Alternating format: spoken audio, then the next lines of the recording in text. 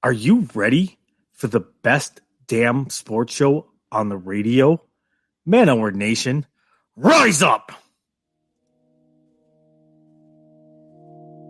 You don't want to be every time, no. I would like to personally welcome you to Man Hour After Dark. Say that while I bring you the host, Mike, Buck, and Cone. You know who coming to the stage sports talk than what you about to hear right here. I second that. Go. You know that it's us when we talking about sports. Giving you facts on the field to the court. Tune in, we need the support. 1 hour too short, then listen some more. On all your stations, not dropping no music. Stripes like Adidas, but Nike just do it. Down 4 in the 4th, we go for the win. Michael 2 seconds, we taking it in. Buck, Mike, and Combs, you know what's going on. Man, now we're After Dark, no LA, we the big spark. No 4th and inches won't cut short. Got the best talking, it's all sports. Buzzing more than buzzer beaters. We coming live all through your speakers, go. And what is up, Man Hour Nation? Michael Buckeiser here with the Man Hour. Head over to manhourradio.com and check out the merchandise page. We got new merch dropping here in just a few days. The Waffle merch will be live June 2nd. That is when Waffle merch will officially be dropped. And quite frankly, guys, I'm excited for you guys to see what we have in store for you for the Waffle merch. Wyatt has no idea what is going on. He has no idea it is dropping June 2nd. So I'm going to pre-order mine, get it rushed in here so that June 2nd I can wear it and flex on Mr. Waffle himself. We do got some action-packed show tonight. We have a special guest. We'll welcome in on him in just a minute. We're going to break down the AFC East. We got the infamous game, Guess Who? And of course, we got Liar tonight here on the Wednesday edition of the Man Hour. And if you're going to miss any part of the show whatsoever, you can find us on iTunes, iHeartRadio, and Spotify. And of course, Big X Sports Radio every Monday through Friday, 3 p.m. to 5 p.m. East Coast time. So let's go ahead and welcome the peanut butter to my jelly, the pickles to my ladies, Mr. Man Hour _ Tori on Twitter. Mr. Tori Anderson, what's going on, Tori?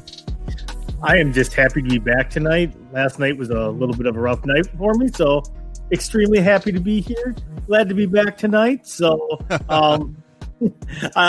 it's really hard to broadcast in the bathroom, I guess. So yeah. So here on my outline of the show, Tori, it says, "Ask Tori how he lost weight so quickly." So apparently, Tori, you lost about 10 pounds in a 24-hour period. How did you do that, man?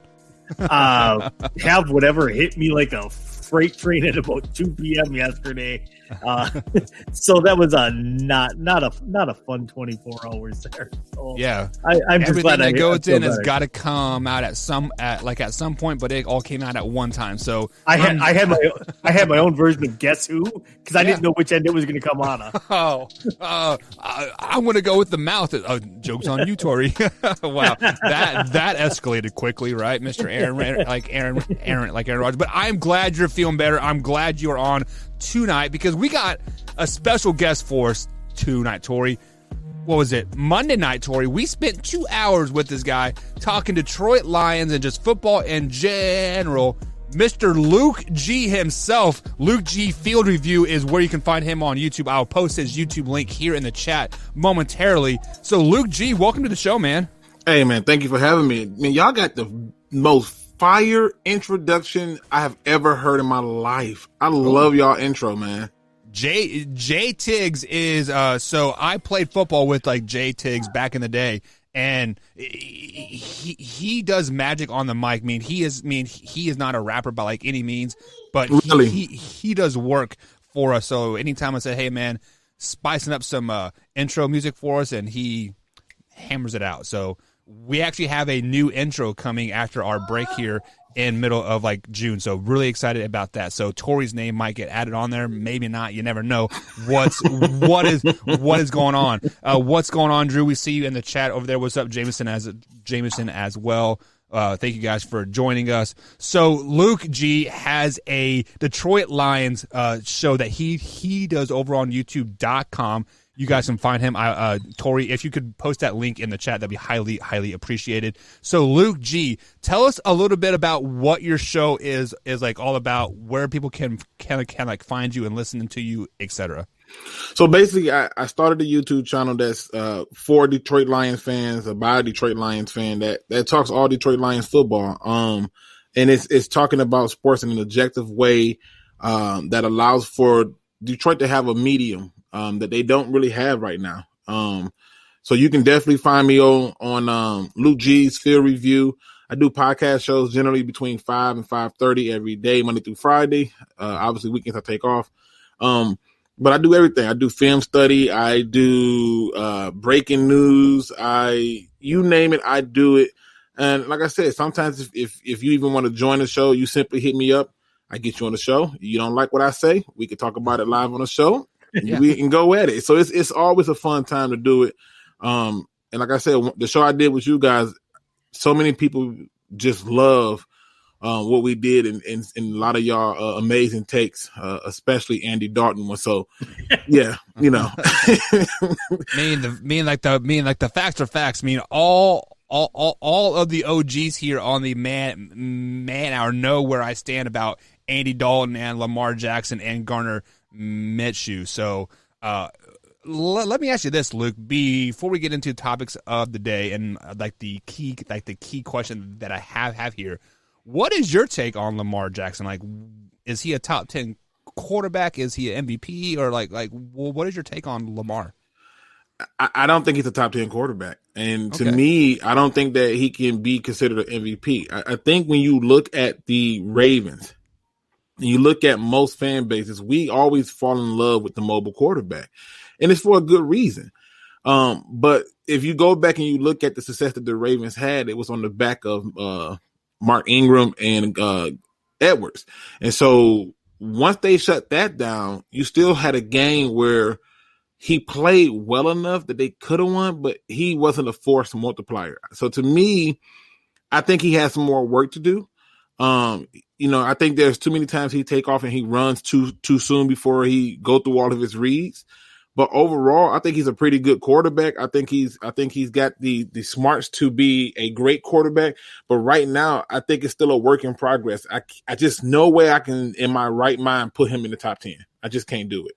Yeah. So ever since Lamar Jackson came into this league, when he was drafted, 31st or 32nd, overall, I think he was the last pick in the first round, if I'm not mistaken. I have been on this train that basically that Lamar Jackson is not going to be a good NFL quarterback. I said he is trash. He is a trash quarterback, and I'm still standing by that to this day. Yes, he won an MVP. Yes, he finally won a playoff game, but he is not a good quarterback. Yes, he wins a lot of games. He gets a lot of yards on the ground, but he is not a good quarterback. If you put him on any other division, they don't make the playoffs. I'm a firm believer. Just saying that. I don't think that he is a good quarterback whatsoever. He is trash. He is overrated. And this is me coming from Louisville, Kentucky, where Lamar Jackson played, and I saw that, and just people come at me all the time. The facts are facts. The facts are, yes, he won an MVP, but the truth is he is not going to last more than probably 6 years in the NFL. Since simple as that. Tori, what are your thoughts on that? I think you're wrong. I'm going to tell you you're wrong. The only thing that will happen where your prediction comes correct is if Lamar Jackson does not become a more accurate passer and does not learn. We've seen it with every quarterback in the league that's been a scrambling quarterback. Sooner or later, you have to learn how to throw from the pocket because it's a death sentence to continue to be a mobile quarterback. So if he learns how to hang in the pocket, he learns how to make those little, 5-10 yard passes to up his completion percentage instead of trying to make the absolute. He goes for a home run literally every single play. Right. And you literally can't do that because it is literally not possible to do. But I think he learns. I think he progresses. I think he starts fitting within that system a little bit more this year. And I do think that you are going to see marked improvement from Lamar Jackson this year. Yeah, I agree with Tori. I feel like when you just look at trash is a word that I say for very special people. These are the people who have no. He has talent though. You got to give him some. You got to give him some respect. He has talent. Trash people don't have talent. They have gotten there by misfortune. Like for example, Jamarcus Russell is trash. I can't put Lamar Jackson in the same boat as Jamarcus Russell. I can't do it. Do you know why I put Lamar Jackson in that boat? Okay. Let me tell you why. On draft night, he said, and I quote, "I am bringing a Super Bowl to Baltimore my first 4 years in the NFL." Did he say that? Yes, he did. And the fan base put him up on this pedestal. You are going to be the savior of the NFL. You're going to be the greatest quarterback in the NFL. He had even put on he hadn't even tried on his helmet yet in the NFL, and they're already crowning this guy the new face of the NFL. So when you put some type of expectations on a player like that, like Lamar Jackson, and he put that expectations on himself, because this is his 4th year, isn't it? Going into the league, Tori, right? Yes, this is his 4th. So technically, this year is Super Bowl or bust, and it's going to be a bust because they are not going to get through the playoff gauntlet in the AFC. There's absolutely no way. Hell, the Kansas City Chiefs may not even make it through that gauntlet of the AFC. So that's why, to me, he is a trash quarterback, because he is not going to live up to his word. The fans put him up on this pedestal, and they defend him through tooth and nail, and it's just crazy to me. So wait, let me make sure I'm hearing you clearly. He is trash because fans took what every NFL draftee say to heart, and so. Whoa! Name one quarterback that said, "I'm bringing you a Super Bowl in the first four years." Well, it's not a matter of me naming somebody who said that, but it's every draft person. Well, no, I'm just saying, but every draft person comes in and they definitely say things that is hot garbage. It's talk. They all do it. I remember it was Tark McKinley when he was like, "Yeah, I'm about to come in, I'm about to do this." Now you over there on a whole other team, not doing anything. Holding on to the picture of his grandma the whole time. Right. Yeah. Holding the picture of the grandmother. Okay. I've seen people come in and say all types of strange things. I've seen some people come in and I say nothing and still suck. They all talk. It is what it is.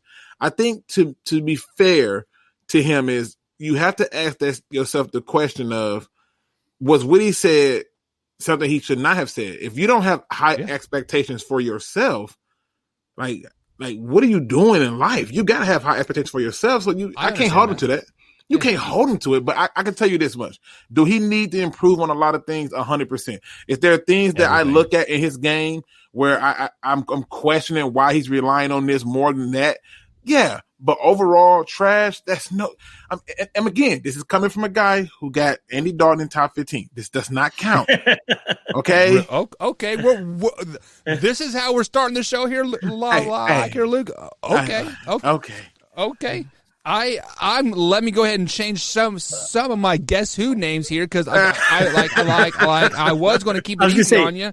But can we hold on a minute, because I need to go put my referee shirt on, I think.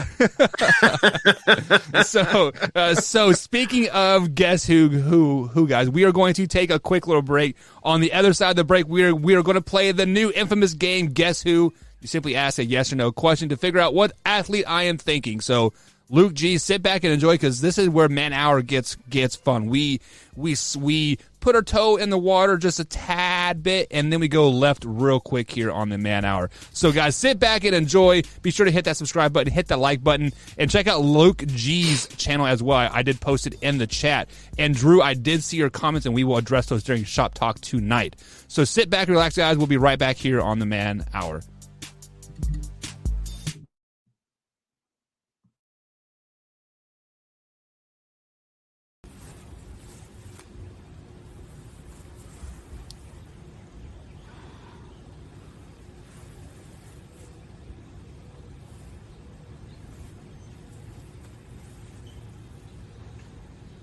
manhourradio.com.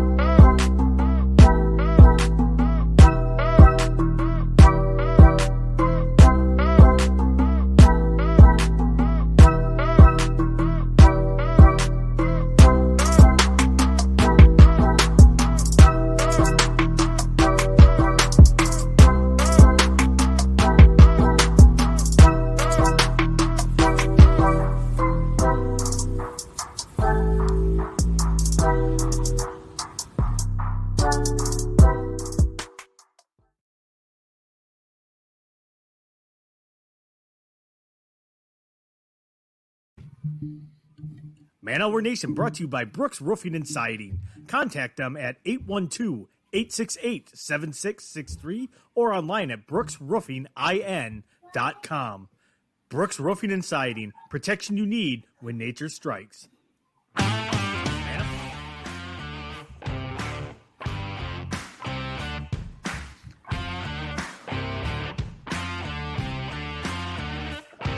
And welcome back to the Man Hour, guys. Michael Bucktice along with Tori Anderson and Luke G tonight. Special guest here. Head over to Luke G's YouTube page. I posted it in the chat here. Guys, hit that subscribe button. Get him some love. And he puts on a great show there every Monday through Friday, right around 5:30 East Coast time. So check him out if you like the Detroit Lions football talk here. I mean, you should because you're watching the Man Hour, so you'll definitely like that talk. So let's go ahead and bring everybody back onto the screen here. You can find Tori at manhour_Tori on the old Twitter machine. And if you missed any part of the show whatsoever, you can youtube.com/manhour, hit that subscribe button, hit that bell icon, and we upload the clips each and every day throughout the show here. So, guys, we do have a special segment here. We have Tori. We are about 1 month into this game, and this is arguably been a fan favorite here, kind of taken over. And we play it a lot, and we have a lot of fun with it. So, Tori, your record right now on the season for guess who? Where's it at here? Here it is. Oh yeah. 15-8. So Luke G, you have your back up against the wall right out of the gate. Tori is a seasoned veteran, so it is basically Tom Brady versus Trevor Lawrence right here, week number one. So we will see what happens. So since you are the guest here, Luke G, would you like to ask the first question or the second question tonight? And guess who? I want to go first. I love having my back against the wall. This is how you got to come out fighting, back against the wall. Okay. So, what is your first question of the night? Okay. Let's see. Does he play basketball? He does not. Do they play football? Yes.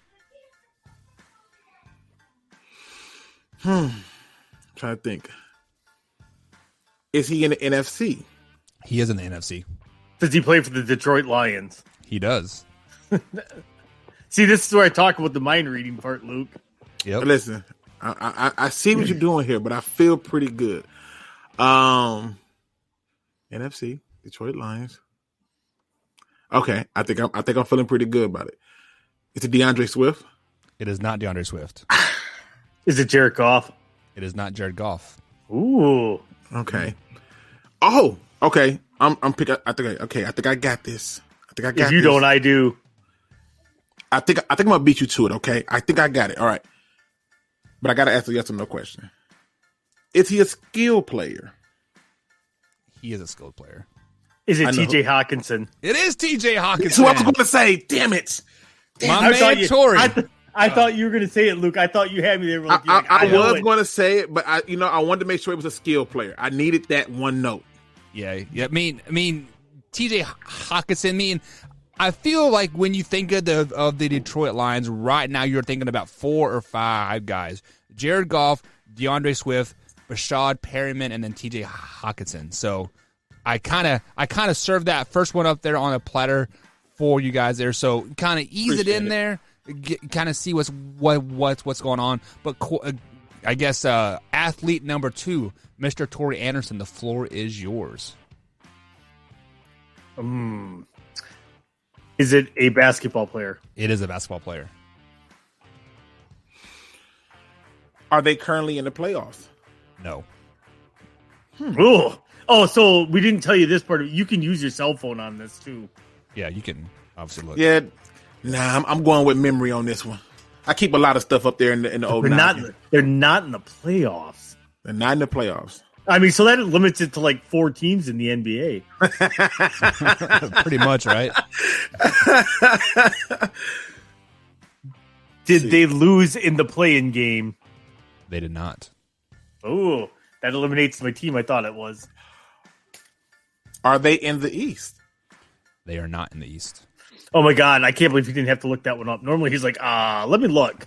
I did my homework this time around. He's like, I don't know. Is it Zion Williamson? It's not Zion. Okay. They're not in the East.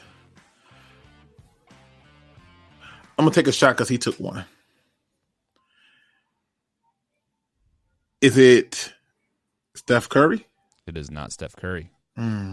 So the Golden State Warriors were in the playoff game. They were. Yeah. Darn it. Yep. Yep, they were. That's why I thought it was that, because that's why I asked. I said, did they lose in the play-in games? And he said, no. And you did. I thought about it too, but yeah. So, is it Lonzo Ball? It is not Lonzo Ball. Oh, Lonzo Ball's like Buck's favorite player. No, he's not. Yeah, he is. Okay. I do like Lamar Ball though. Who doesn't love Lamar? Let's see. MJ. Oh yeah, I forgot. Yeah.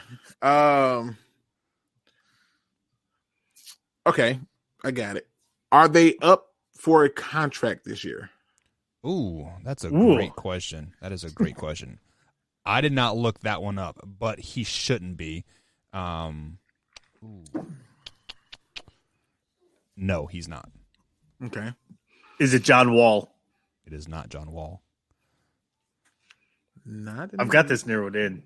You think you got it figured out? Not totally, but I think I can narrow the scope. Okay. I'm narrowing it down to two people. He's not in the contract year. And he's not in the East.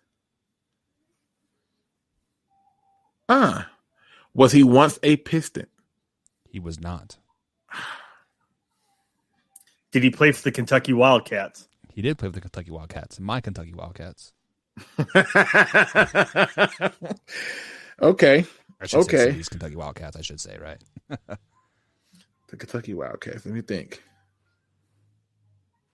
Come on, man. It is so obvious at this point. I think Tori has it zeroed in. I know he does, but I'm trying to think of the dude's name. I'm like, Kentucky Wildcats. I'm running in my head the dude's name. I don't want to use my phone. I am going to. Is it Damian Lillard? Damian Lillard. I can't think of his name. No, Damian Lillard played for UNLV, right? I'm not mistaken. I know the player, but I literally can see his face. I just can't think of his name for the life of me. And I'm not. It is the KAT, the Karl Anthony Towns. It is not Karl Anthony Towns. Really? Wow. Okay, I'm still in it. Good job. I appreciate that, Tori. Appreciate that. Okay. Kentucky Wildcats. I got it now. Google is your friend, huh? Okay. All right. All right. No. Just because the Kentucky Wildcats are my second favorite basketball team in college. Oh, okay. I'm picking up what you're putting down. But on the bright side, that does narrow it down to like 15 guys. So, okay. Does he play for a team whose logo is a bear? No. Is it De'Aaron Fox? It is De'Aaron Fox. Damn it. It is De'Aaron Fox. So the reason why I was confused about the contract extension, because I forgot that De'Aaron Fox signed an extension in 2019-2020 season for a 3-year extension. So technically he would have been up for extension this year, but he signed early. So De'Aaron Fox is the answer there. Buck, you missed me on the show, don't you? I don't know who that is. So Facebook user, go ahead. Is it? Okay. Yeah, I do miss you, buddy. Hey, happy 1-year anniversary, by the way there, bud. So congrats to that. So Mr. Tori Anderson is 2-0 on the night. I see. Luke, I told you, man, you had your back up against the wall. I mean, Tori is just notorious at this game. Like, this is Tori's game here. So but when we play Liar Liar, you will probably beat me because I don't think I've won on Liar Liar yet. Listen, it's harder than I thought. Yes. So yeah, I mean, it is definitely hard, but sometimes when it's like Wyatt and Tori, like I got to go like third or fourth string players because they read my mind so well. So Mr. Luke G, you are up here on the next one here. Yes or no question? Okay. So we did football, we did basketball. Do they play baseball? They do not. Do they play football? They do play football. Are they in the AFC? They are in the AFC. Are they in the AFC East? They are in the AFC East. Is it Tua? It is not Tua. Damn it. Is it Josh Allen? It is not Josh Allen. Okay. Still, Tori, I might be able to get you with this one, okay? I'm feeling good about myself, all right?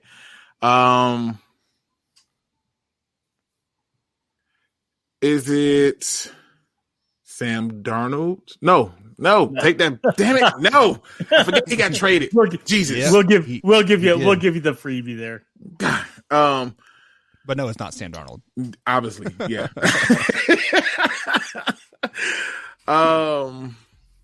Do they play for the Jets? They do not. They don't play for the Jets.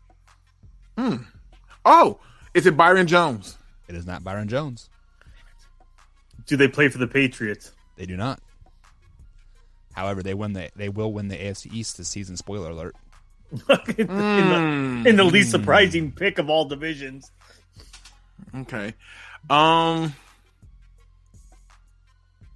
they a skill position player? They are a skill position. Okay. Did they play for the Kentucky Wildcats? They did not. No.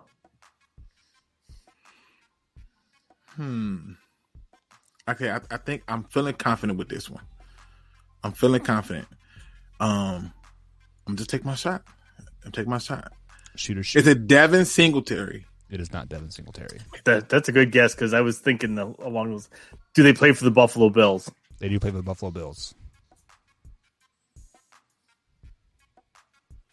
If he say who I think it is, I'm gonna be disgusted. Let me see. All right, I'm going with it. Is it Stephon Diggs? It is Stephon Diggs. Oh, let's get it. Stephon Diggs is a wide receiver for the Buffalo Bills. He did have 127 catches last season for 1,535 yards for 8 touchdowns in the regular season. And the reason why we bring up Stephon Diggs is because the Buffalo Bills is the first team that we will be breaking down in the AFC East breakdown here, guys, coming up here on the Man Hour right after the break. So, Tori, you did win the game. But we're going to give Luke G two free minutes here because Luke G, the winner of this game, gets 2 free minutes to shout out anybody they want. You know, pay homage, do whatever you want. You have 2 minutes to the floor. Do whatever you like. Well, you know, I want to make sure that I shout out every subscriber, every listener, every supporter, every father, every mother, every dad, every brother, every sister, every cousin, every good coworker, every great boss, every great supervisor. If you're just a good person, I want to shout you out. If you are constantly thinking of others more so than yourself, I want to shout you out.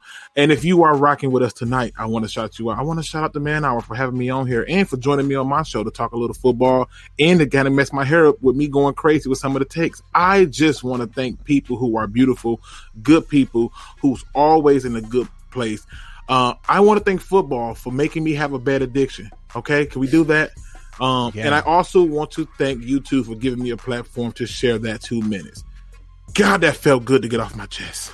There we go. All right, so Luke G is the man of the hour right here, guys. Go ahead, head over to Luke G's YouTube page. I will repost the link here during the break, but we're going to take a quick little break. On the other side of the break, we're going to start the AFC East breakdown, starting with the Buffalo Bills, the defending AFC East champs. So we will talk about that right here on the Man Hour, guys, shortly after the break. We'll be right back. Hey there, Mr. White T-shirt wearer dude. Mr. White shirt wearer dude. Do you wear the same shirt every day? Same shirt every day. Do you do the same thing every day? The same thing every day. Don't you worry, Mr. White shirt wearer dude. Now with Man Hour merch, you can spice up your style each and every day. From hats to beanies to shirts. We got you covered, Mr. White shirt wearer dude. Shop at manhourradio.com. T-shirts start as little as $15. Shop today. Why, thank you, manhourradio.com, for this awesome merch. Hats, t-shirts, $15. You can't go wrong.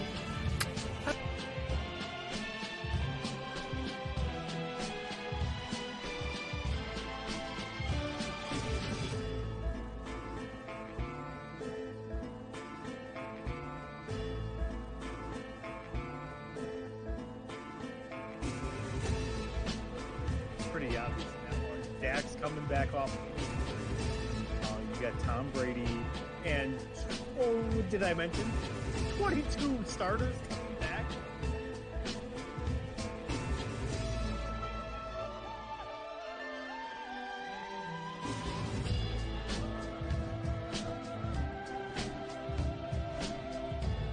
When I say Lamar Jackson is trash, I'm not saying he is the worst quarterback in the league, but he is definitely not the best quarterback in the league. When you say somebody is trash, it is based off the perception of the general public.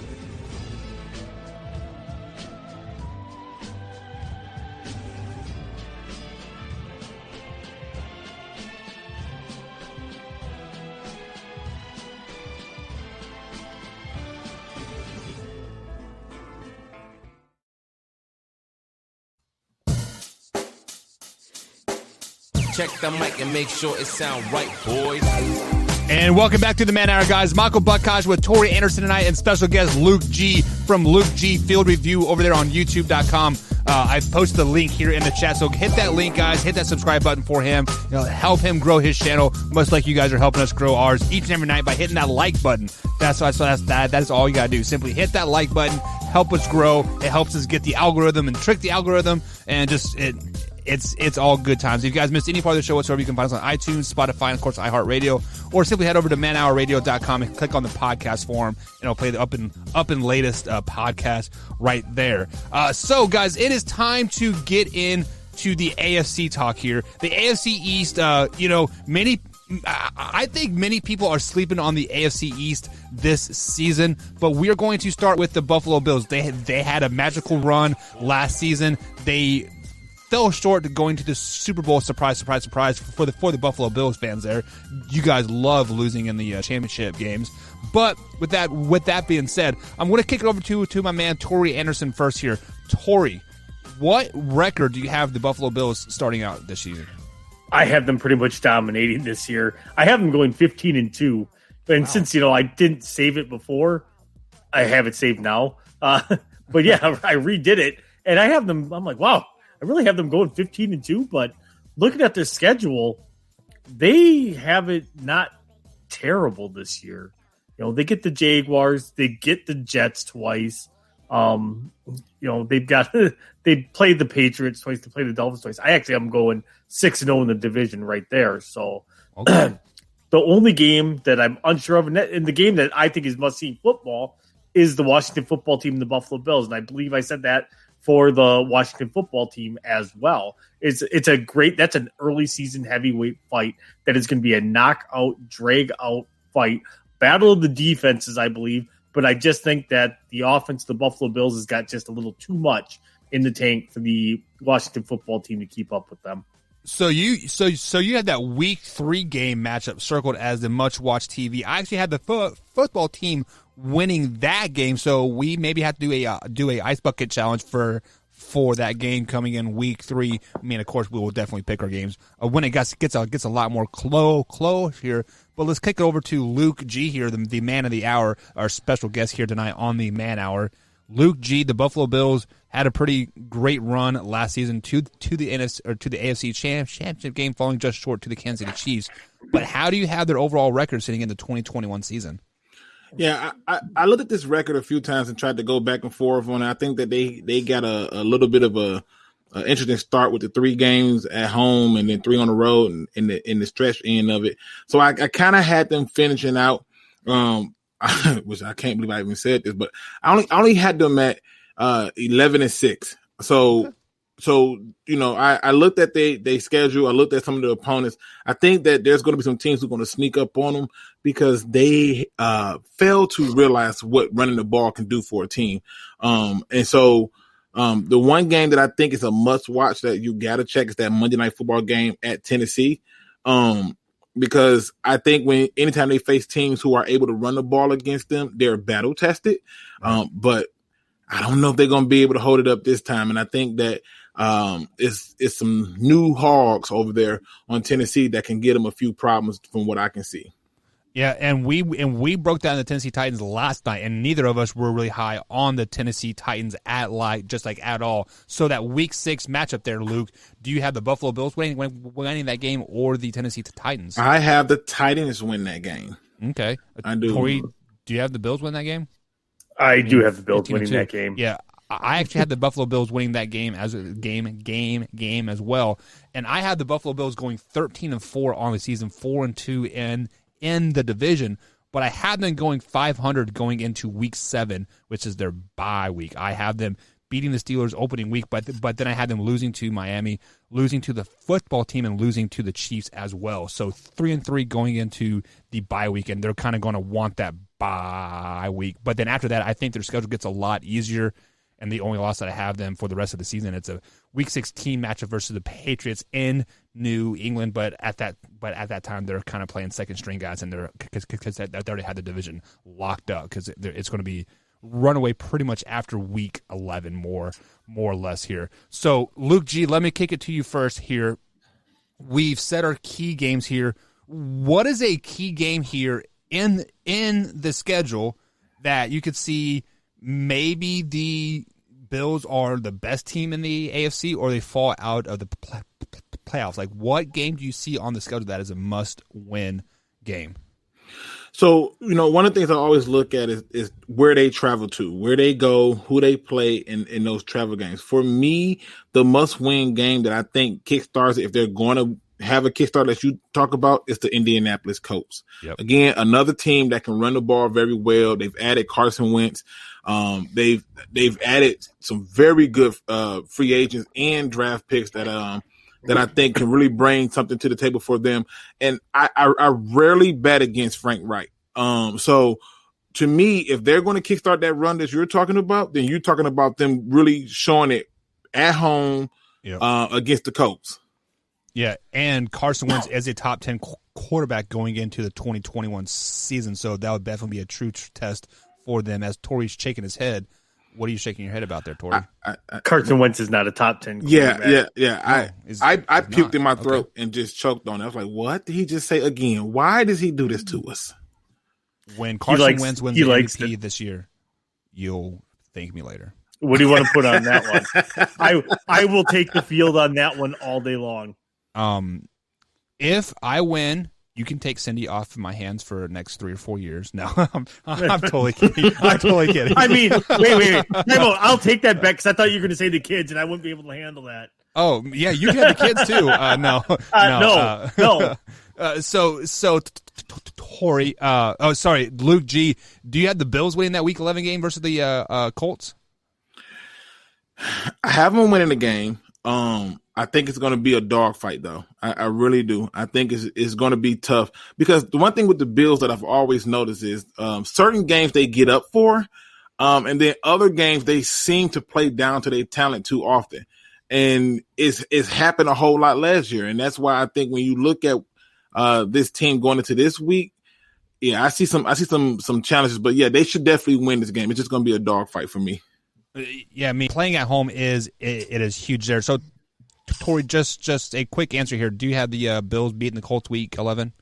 Yes, because I have the Colts going 8-9 this year now. Oh, that's right. I forgot about that.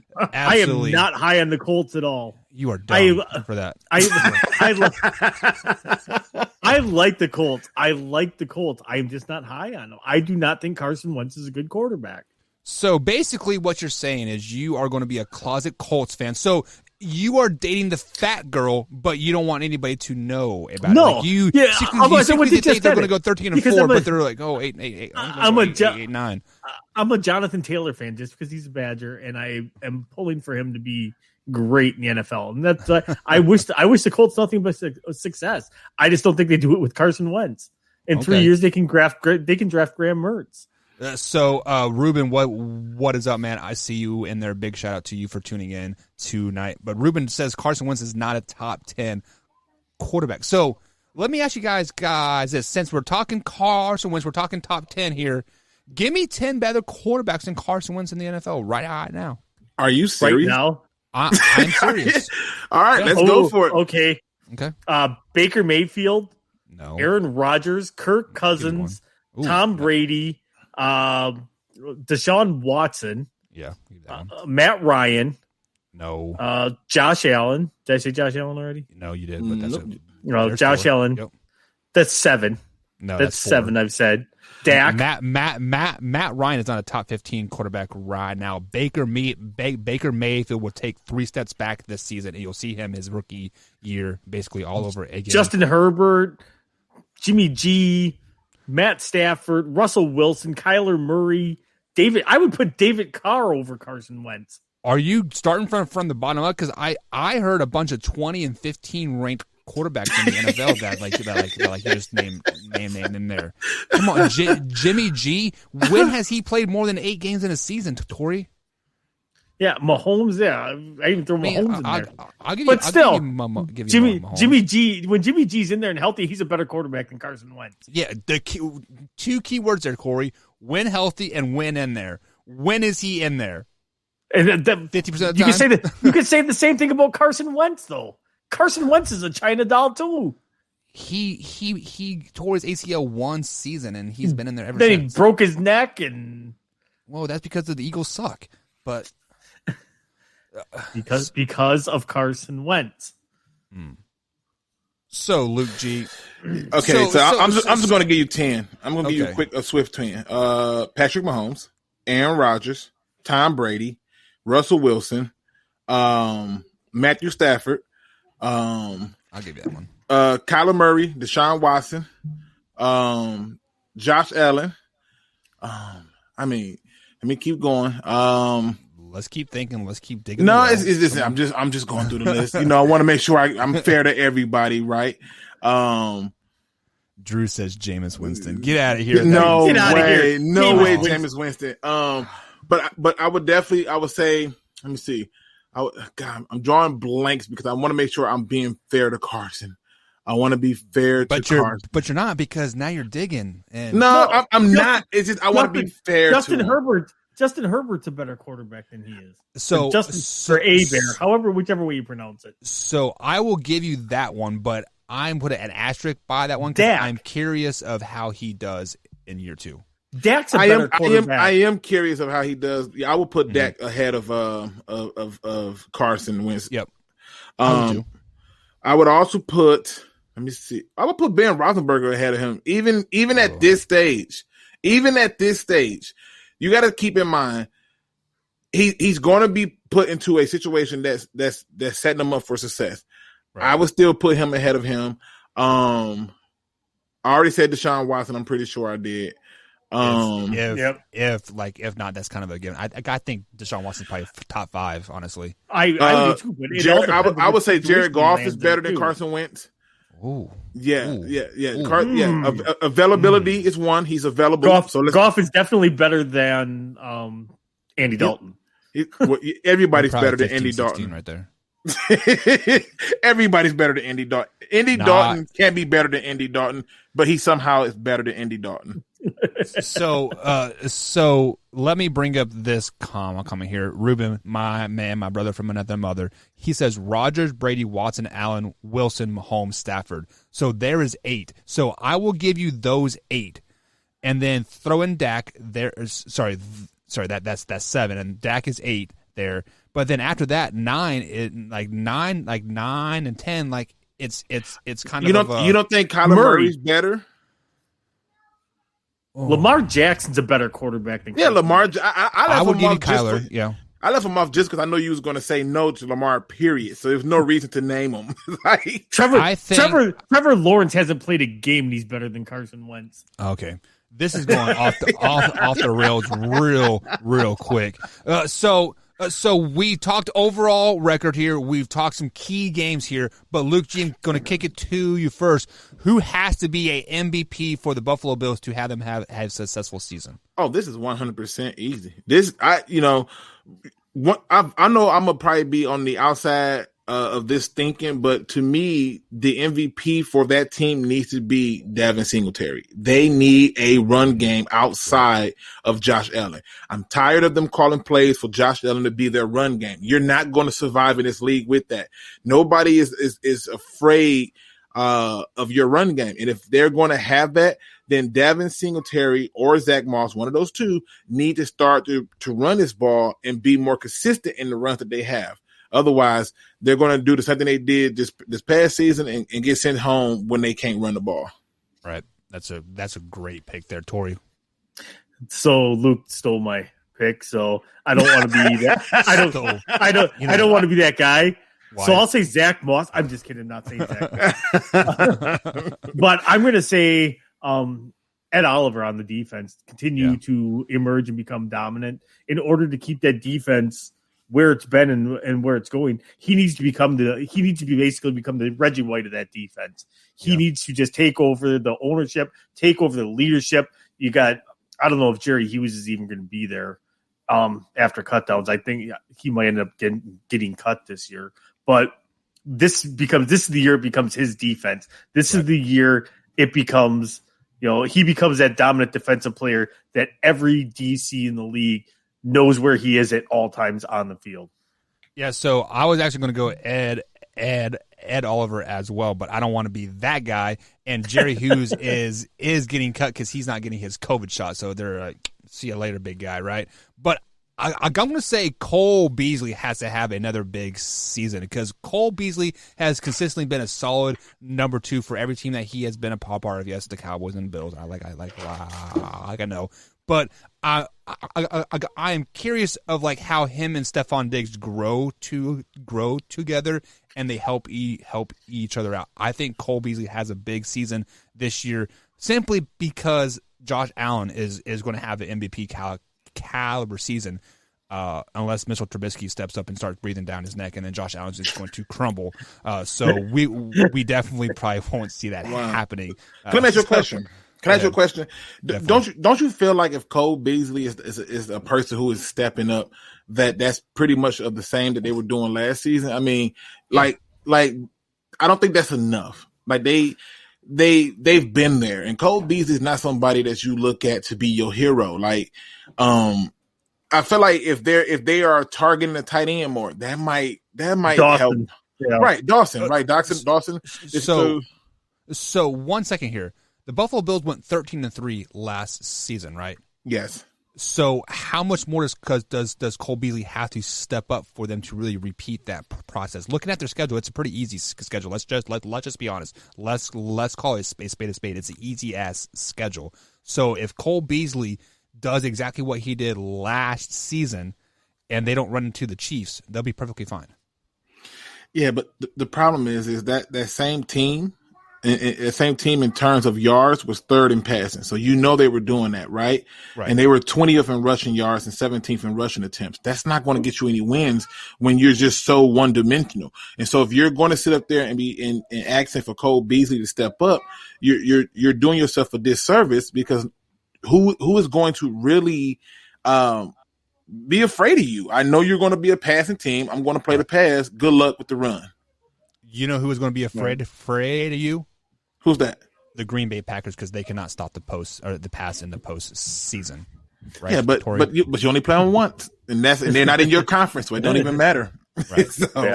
So, and this is going to just sound completely counterintuitive, but this is where I think that the addition of Emmanuel Sanders to that offense really helps them. It's going to you got another receiver that can take the lid off, so you actually keep them from keeping another man up close to the line. You're going to have to account for Emmanuel Sanders as well when he's on the field. So you're going to have Diggs, you're going to have Sanders and Beasley. You are not doubling up on anybody. So therefore, you're going to start loosening up that running game. And the way that Devin Singletary is built, the more that the field is spread out and he could be in single back sets, the more useful he's going to be as a running back. All right, so let's go ahead and move on here, guys, to the next team here, and that is the New England Patriots, as we're getting a little tight on time here, so I want to keep you guys on track so we can fit everything in here. So the New England Patriots, they obviously had a down season last year. Tom Brady was no longer at the helm. Cam Newton kind of did his thing for the first 3 or 4 weeks and then fell off the face of the earth. So, Luke G., I'm going to kick it to you first here. What's the overall record for the New England Patriots this season? So this is the team that I think makes the biggest jump. I cold-heartedly believe they're going to make the biggest jump, and I have them at 12-5. So here's a team that last year somehow, which I'm pretty sure that this was all planned, they strategically had a lot of people opt out. They had a number of injuries on top of those opt-outs, and their starting quarterback, Cam Newton, ended up getting COVID, which he himself admitted threw him back behind the 8-ball because he had to sit out that entire time and then get back into rhythm. With us now being more aware of what COVID is and how to handle it and how to quarantine and get things going, I don't see that being an issue for him. But the biggest part is what they did in the offseason. They went full out balls to the wall and get everything you can need to improve upon the defense, improve upon the offense, improve upon the run game, improve upon the pass game. They're already talking to themselves about trying to take Julio Jones. This is a team that I think strategically did things to set themselves up to get back into the driver's seat because they just wanted to be high enough to get a draft pick. Yeah, and with everything that they did last season, they were still 7-9. So they literally had all second-string defensive players, and they're still 7-9 on the season. So, Tori, what do you have the Patriots' overall record this season? So, roster as is right now, I have them going 9-8. They add Julio, that's an automatic 3 more wins to that roster. So, I basically their floor is 9-8. Their ceiling is probably 12-5. In my book. Like they said, if they get Julio, which potentially could happen, since we know he's not going to Green Bay when Ultra Weed Hater got us this morning. Yeah, he did. So, if they add Julio, a weapon of that caliber in that offense is going to do miracles for everybody around there. Again, Julio is just one of those players that automatically makes everybody around him better. So right. And what was your record again? I'm sorry, I forgot to write that down. I have him at 9-8 currently. 9-8, and Luke G had him at 12-4, right? 12-5. 17 games. Right. Yeah, 12-5. So I had them actually going 10-7. So originally, when I first did the breakdown, I had them at 8-9.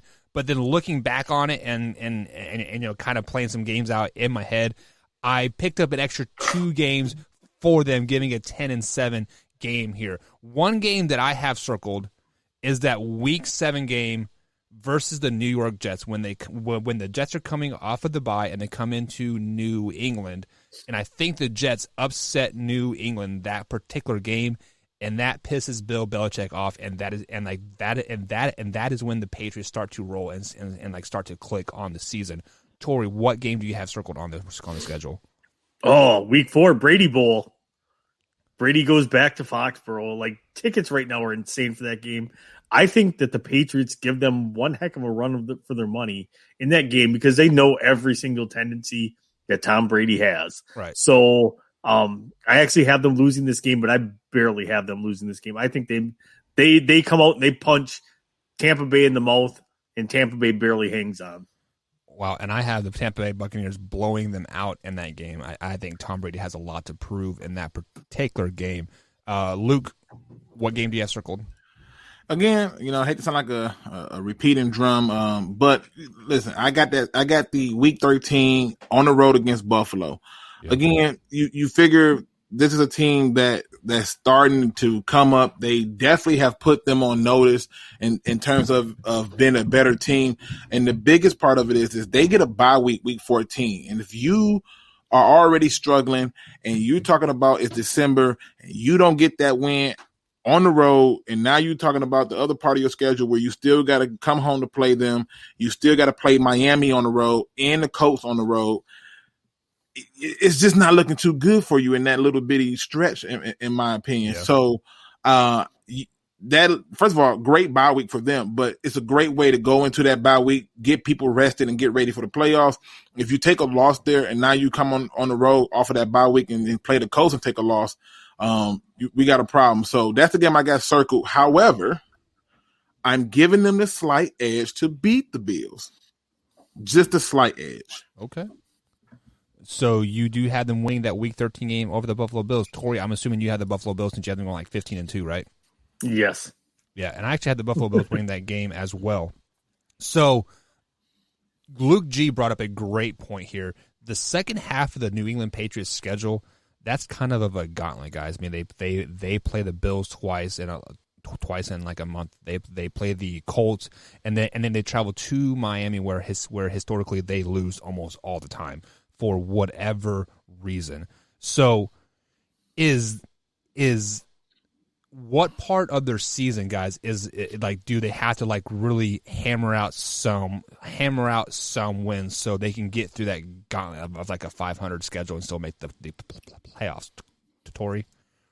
So I've got the week 6 through 9 stretch. I actually have them going 3-1 in that stretch. So I have them beating the Cowboys, I have them beating the Jets. I have them losing to the Chargers. And then I have them beating the Patriots. To me, if they want to make the playoffs, they have to take that stretch and they have to keep going 3-1.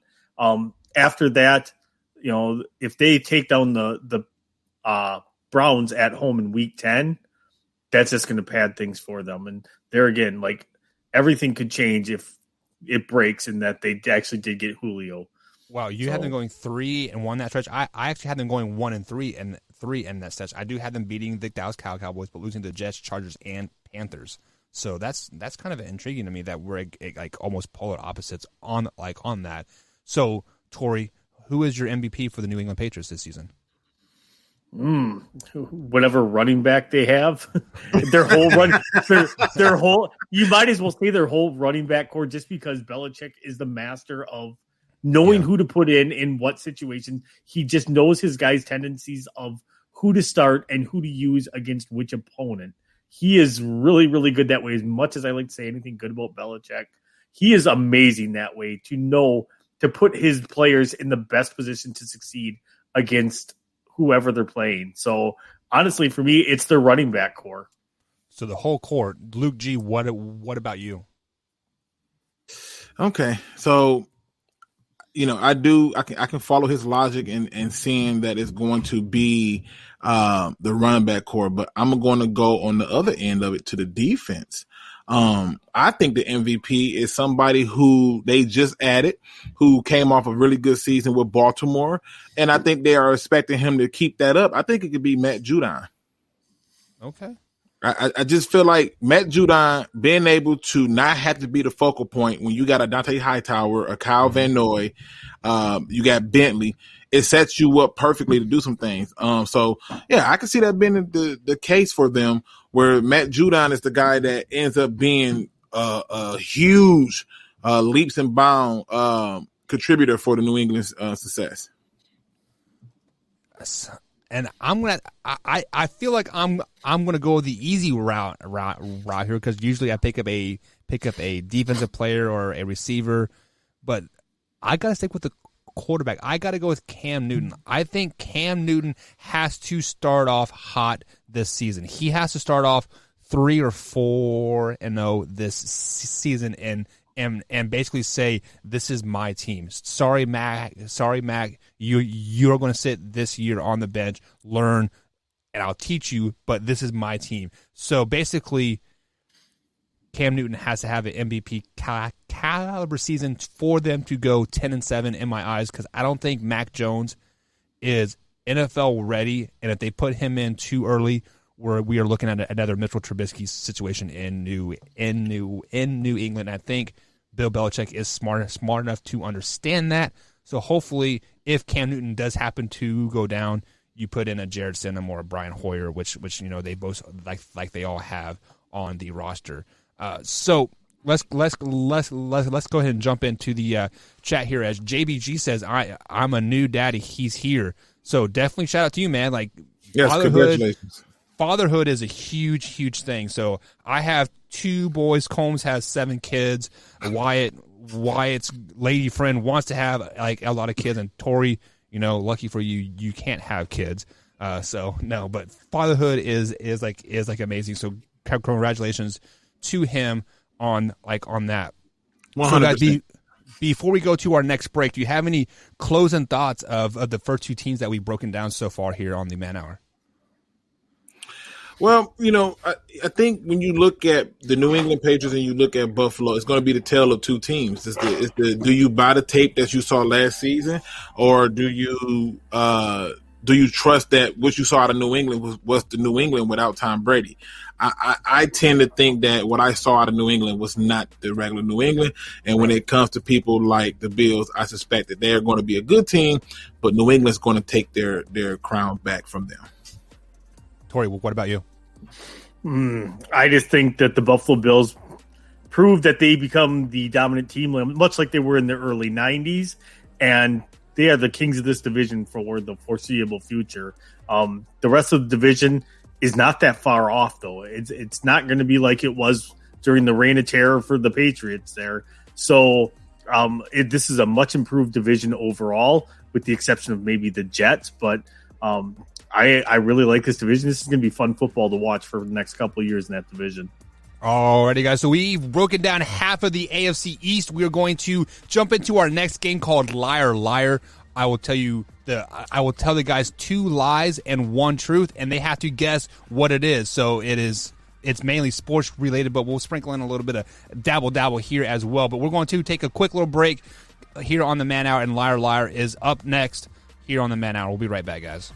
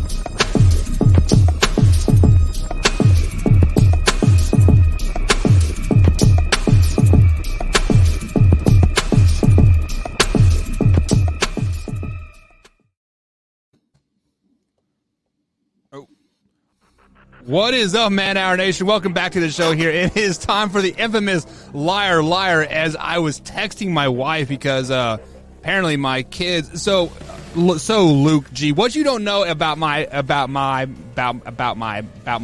boys is they have a problem of keeping clothes on. And now my 1-year-old has learned how to take off his diaper. No. And he is running around the house bare ass now. No. So I have 2 naked boys running around the yard right now, and they're having a grand old time over there. Join the club. So, my 1-year-old doing the same thing. It's so. All right, guys. So it is time for Liar Liar. For those of you that are new here, Liar Liar is exactly what it sounds. I will tell the boys 2 lies and 1 truth, and they have to figure out which one is which. So since Luke G is the special guest of like honor here, I will let him have the inaugural one tonight here. So with that being said here, the first clue here is Michael Jordan's 43-foot shot is the longest shot length of his career. James Fix, the creator of the word jogging, died from a heart attack while jogging. And the last clue, bowling is a state sport in Kansas. So we have Michael Jordan's 43-foot shot. James Nick died from a heart attack while jogging, and bowling is a Kansas state sport. You know what? I tend to know little strange stuff like this, and my soul is telling me that the truth is that bowling is a state sport. So bowling is a state sport in Kansas. In Kansas. All right. Tori, what about you? Before we go, we got to address this comment about your boys. So Bo says, it's a natural thing. I didn't grow out of that until I got arrested. Shout out to you, Bo. Shout out to you. Wow. Hopefully my boys don't go down that route, because Cindy would have a heart attack if like that Oh would my happen. God. Wow. Leave it to Bo to have a great one. I was looking at Bo, so I didn't hear a word you said. So Luke said that bowling is a state sport in Kansas. Okay, that one I got. The second one was James Fix, the creator of the word jogging, died from a heart attack while jogging. And what was the first one? Michael Jordan's 43-foot jump shot was the longest shot of his career. I'm going to go with the dude that died of a heart attack jogging, just because I would take about 10 steps jogging and probably die myself. All righty. So we do have the first point on the board tonight, and that is going to go out to Mr.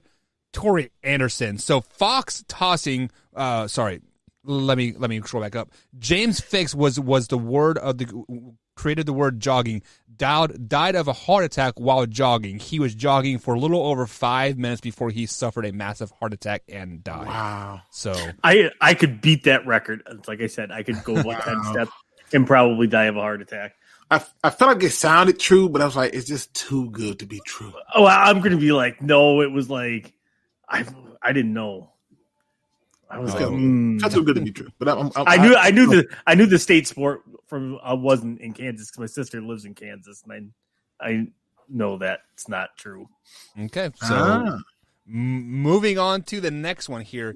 Each year, so Tori, you are going to go first on this one here. Each year, about 100 million bikes are produced worldwide.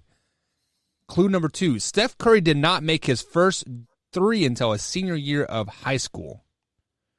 Okay, and Sporting KC has the most championships in the town of Kansas City. So we have like 100 million bikes are produced worldwide, and then Sporting KC has the most championships in the city, and Steph Curry did not make his first 3 until his senior year of high school. I feel like 100 million for bikes is really low, so I don't think it's that one. So give me the Sporting Kansas one. Sporting KC has the most championships in Kansas. Yes. Okay.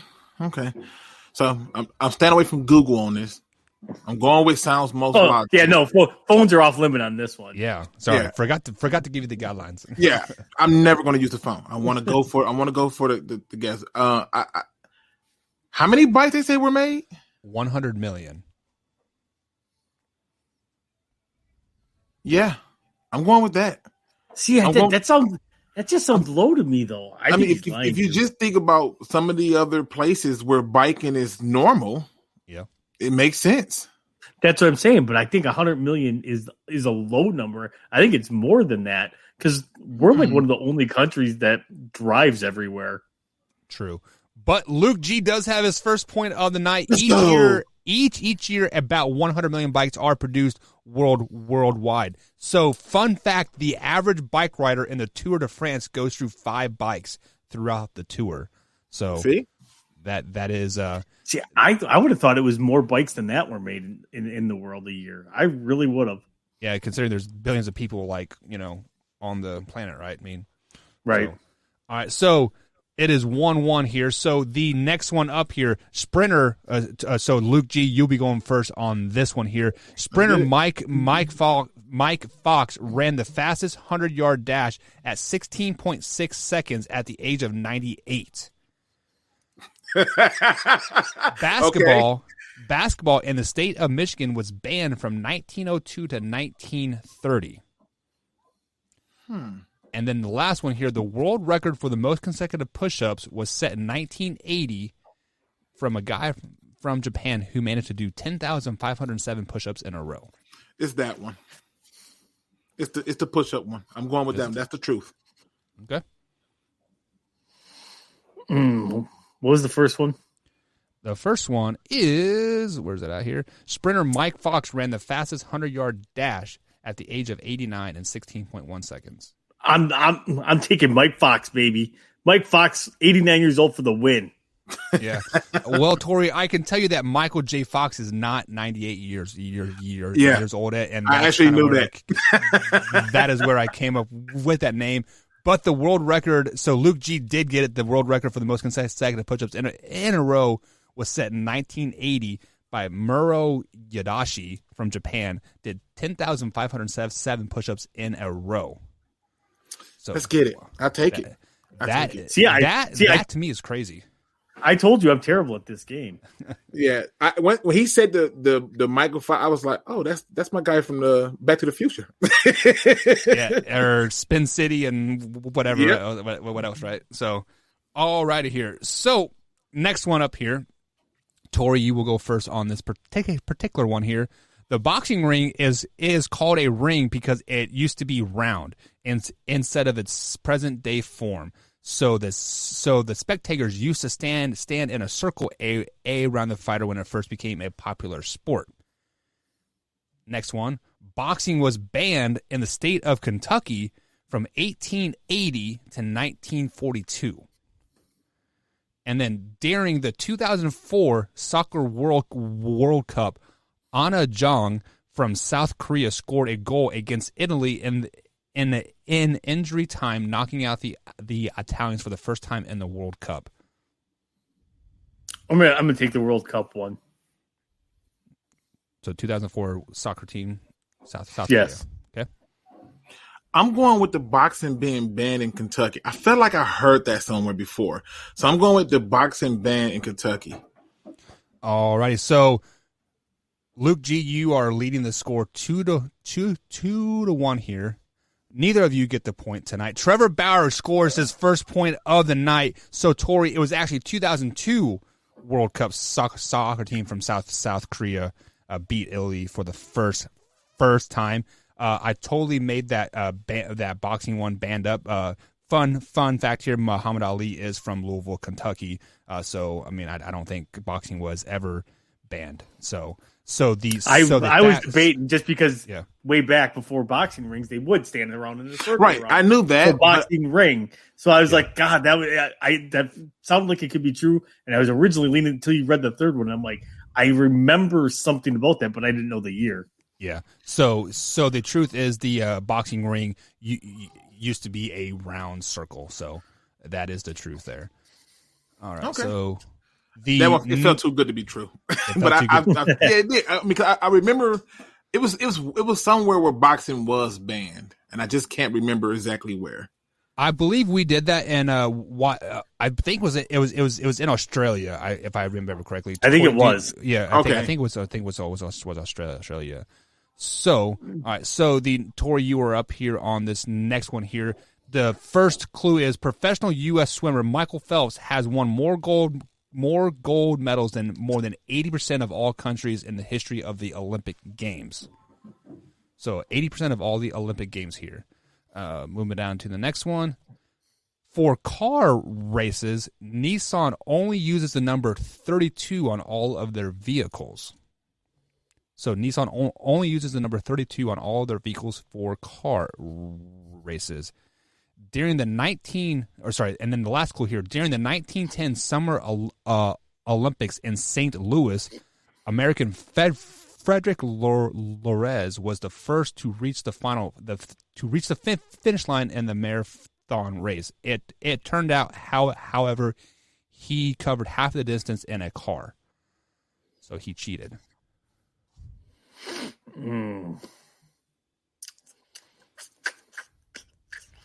What was the first one again? The first one is Michael Phelps has more gold medals than 80% of the countries in the Olympic Games. And what was the second? The second one is Nissan only uses the number 32 on all of their racing vehicles. I'm going to go with Michael Phelps has more medals than 80% of countries in the Olympics. Okay. Luke, to you. Yeah, I feel like I heard, again, I have a strange wife. She always comes up with these unnecessary facts. I think it's the one where the guy cheated in the marathon. In fact, I think they've ran a spoof about this in a number of different movies. I think it's the one where the guy covered half the mile in the car. All right, so we do have a point issue to one of you guys. It is not Luke G. So Luke G, that is the half truth on the covered car here. He did cover half of the marathon in a car, but it was the 1904 for a Olympics, not the 1910 ones. But Tori, you are right. Michael Phelps does have over 80% more than all the countries in like medals. I knew that because. Oh, my bad. I must have been on that night. So my bad. So Luke, we'll give you the point and we'll give you the win for tonight. I knew that something happened like that where a guy got in the car, but it was the year that you gave that was wrong. So okay. Yeah. So here was the last fact that I had on paper written down here. So the sport of badminton was initially called punana. What? So that was my next truth here for you guys. So the sport of badminton punana with the shuttlecock. Yeah, punana. Like I'm gonna go get me some. And that's punana. true. So that's interesting. All right, guys. So we're going to take our next break. We're going to break down the rest of the AFC East here. We do have the New York Football Jets and the Miami Dolphins coming up here on the Man Hour. So sit back, relax, and enjoy this little break from myself. Oh, wrong button. Push the right button, Buck. Okay. What is your name? What? What is your name? Buck. Where did you get that shirt?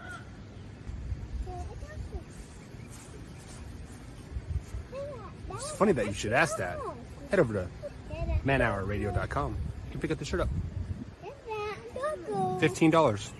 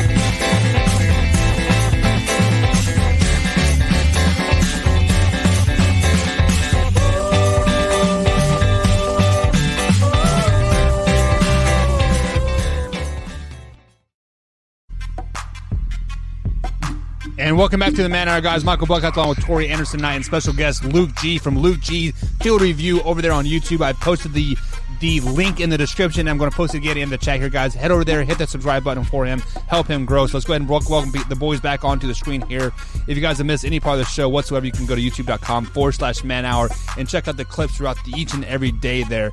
So we have broken down the Buffalo Bills, we've broken down the New England Patriots, but it is now time to jump back into the AFC West here. The AFC East, I should say, and we are going to break down the New York Football Jets. The Jets were, guys, let's just be flat honest, they were not good last season. They finished the season 2-14. However, they did win the last two of their last three, basically assuring that they are the worst tanking team in all of NFL football. Luke G, I know you do not believe in tanking, but I do believe the New York Jets were tanking all season.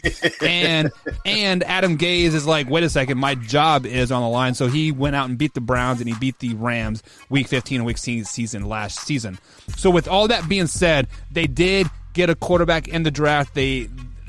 Tori, I think they had one of their better drafts in recent memory here, and I think you are kind of on board with that as well. No, okay. I thought they did, but Luke G, what's the overall record for the New York Football Jets this season? I got a lot of love for the Jets. I think they did some changes. I got a lot of love for the head coach. But unfortunately, I see this team basically going 7-10.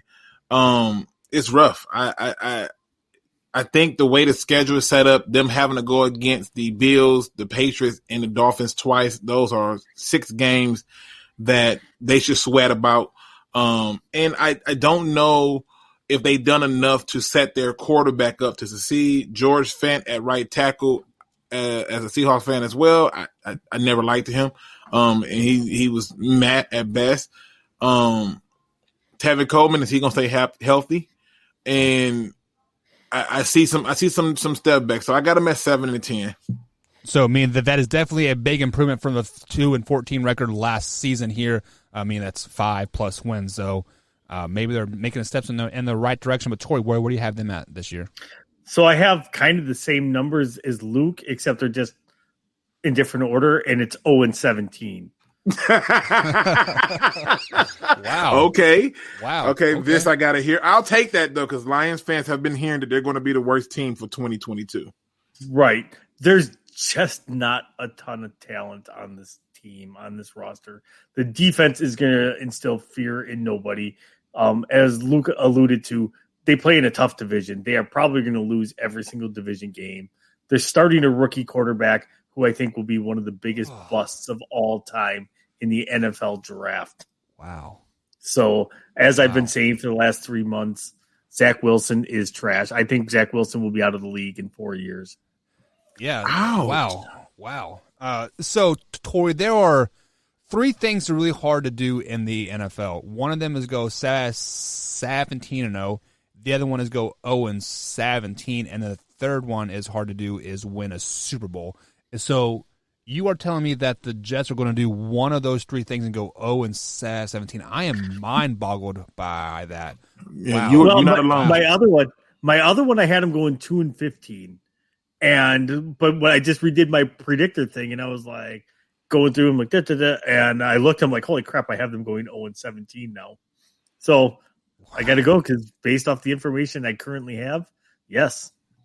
Wow. So we have 7-10 from Luke G and 0-17 from Tori. So I guess I got to breathe some logic into this conversation here, and like I'm going to go in 5-12 this season. I think they are going to sneak up on a few teams, i.e. the Patriots, i.e. the Broncos, i.e.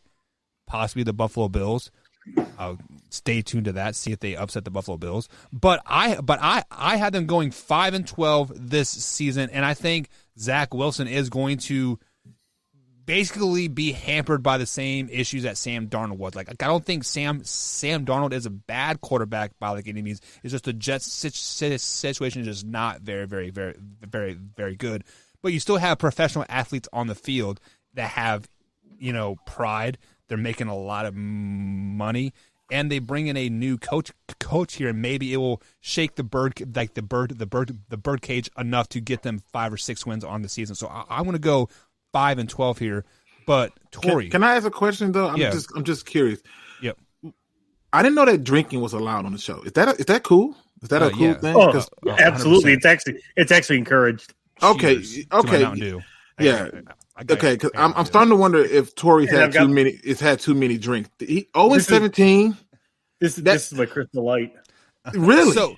So Luke, I know you are a special guest here, but we do have a game here on the show. Every time you talk about your homer team without being solicited, you have to take a drink. So yeah. Yeah, I did it once, so I technically I'm only one in, so I'm good. Yeah, I was just questioning, But yeah, I'm questioning 0-17 because looking at their schedule, right? They do play the Jaguars, they do play the Eagles, they do play the Texans. I mean, they do play the Patriots. I mean, we all think the Patriots are going to be better, but they still pay. I mean, it is still a division game, right? I mean, Tori, 0-17, man. All right, they play Houston. They play. I mean, But the thing is, in the last 10 years, we've had two teams do it. do what? Go 0-7 or 0-16. Go winless. So you had on the Browns do it. season. You had the Lions do it. So That ain't been 2 years. The Lions ain't been. Oh, you trying to get me drunk? You think you're slick? No, No, in the he last. said the No, last I 10 said in the years. last 10 Oh, years. 10 years. No, Yeah, I don't think. No, I think we passed 10 years. We went 0-16 in 2008. Yeah. So Was it? 15 Wow. years. 15 Yeah, years. but still, for Yeah. it to haven't happened in the league in how long, and it's happened twice now. So, is it really that uncommon, or was it an Jesus, I can't say the anomaly. Yeah. Welcome to my world, man. Welcome to my world. Phenomena. Yeah. So, Tori, 0-17. What game do you have circled that they could possibly win? Like you're like, well, they might beat the Jaguars. Oh, they might beat the Jets. The Jaguars, literally the Jaguars and the Texans. I would think they'd have a better shot to beat the Texans. Really? Okay.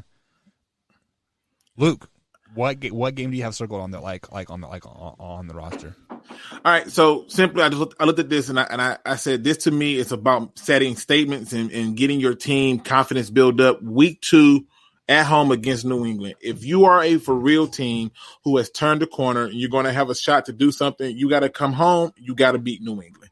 You just have to. That's the team that's going to be in your way. They're going to cause you problems. And if that game goes in a way where I usually know if they mess around and beat New England, that's a lot of confidence heading into a game against Denver and Tennessee and the Falcons before you get your bye week. So you got to beat that division rival in New England at home. And I honestly, I think they can. So you are correct on the game, but you are wrong on the week. I actually have that week 7 game circled as because the Jets are coming off their bye and they're going into Foxborough, and I think they can upset the Patriots at home that particular week. Actually, guys, week 5, 7, and 8, I had them going 3-0 in those 3 games, beating the Falcons, beating the Patriots, and beating the Cincinnati Bengals at home. I think those 3 games are kind of that measuring stick for the Jets going forward, because if they can actually go 3-0, I think that gives them confidence going into the Indianapolis game. I think they get thumped by a top 10 quarterback in the league, but they are still going to compete. So yeah, it's brutal though. Once that bye week happens, it gets terrifying. I mean, Colts, Buffalo, Miami. It gets brutal. I'm looking at it from the standpoint of a team that was just picking 2nd overall. You're talking about trying to give your quarterback confidence, trying to give your offense confidence. A guy who's going to dive head first into his defense with Robert Saleh, and then you're talking about week 7. If your confidence ain't built up by that point, and now you got to turn around and go on the road against Denver, it can get real suspect real fast. And then you got Tennessee, and you may not even see a win until the Bengals, if that's even possible. So New England, I think, it sets the tone. Wait, don't be taking off the Bengals fan base. We've already done that once. Oh, I'm sorry. Receivers say 17-0. Yeah, the one guy was like, they're not going any worse than 10-7 this year. We're all like, I'm sorry, what? So, Tori, let me ask you this question. Luke G keeps saying something about confidence. Do you think Zach Wilson needs to sit this year so the Jets can just be just as bad and get some top overall picks, and they pick up a veteran quarterback or maybe like a Taysom Hill or somebody to basically come in there and take the lumps for Zach Wilson this first year so he can gain some confidence for the Jets? I would think that would be the smart play to do, because right now on the roster it's Zach Wilson, and tell me if you've heard of either of these guys, James Morgan and Mike White. I've never heard of either one of those guys. I heard of a Mike White, but he was a receiver for West Virginia or something like that. No. So actually, Mike White is, I believe he's from Western Kentucky or Kentucky. It's some school in Western Kentucky. And I remember him playing a couple years because I just moved to Southern Indiana, and Cindy asked me if I want to go watch Western Kentucky play. I'm like, yeah, awesome. Games, let's do it. And he when you watch a game and that one guy is just like better than the rest, and you're like, wow, like why is this guy so much better? He kind of just he just has that it factor in college. Now, I don't know how that is translating into the NFL by any means, because I haven't watched any Jets games at all, because I don't want to watch them at all. But he had that it factor in college, and there's a reason why he is in the NFL. I just want to put that out there. I love the question that you posed, though, because it is a confidence builder. But and I'm all for letting the player sit for a year, but they did do a good enough job to give him a receiving core, and he is mobile. And so at this point, it's about, did Robert Saleh put together a good staff that sets up that offense to play to his strengths? I mean, you're talking about a team that got Elijah Moore, Corey Davis, Denzel Mims. So you know, and if they do what I think they're going to do, because one thing I know about Robert Saleh, who comes from understanding how Kyle Shanahan gets things done, they're going to run the ball. So I think he should be good to go. I think he's coming into a better situation than most quarterbacks have come to in the past, where they don't have a lot of pieces. And the weakest side of the ball for me is the right side, but he should be able to survive that. Okay, so with that being said, who is going to be your team MVP for the New York Jets this season? So this was one of those ones that I looked at, and you know, I'm going to give the big fellas some love, but I'm going to give Mekhi Becton. I love what he do. I think he's 100% monster, and I think it's going to be hard to unseat him as the MVP. He's literally the guy now responsible for protecting your latest investment at quarterback. Tori, what about you? MVP? I'm going with probably one of the best linebackers in the league, Gerard Davis. Let's talk about it. I'm just kidding. I said that purely for Luke. Thank you. I appreciate it. I took every bit of it.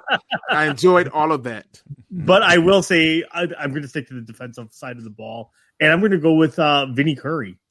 Vinny Curry had a couple of good years with the Philadelphia Eagles. He's still got a couple of good years left in him, and I kind of debated between him and C.J. Mosley. But this defense, if they want things to change, it's going to have to start with them, because some guys have a different attitude.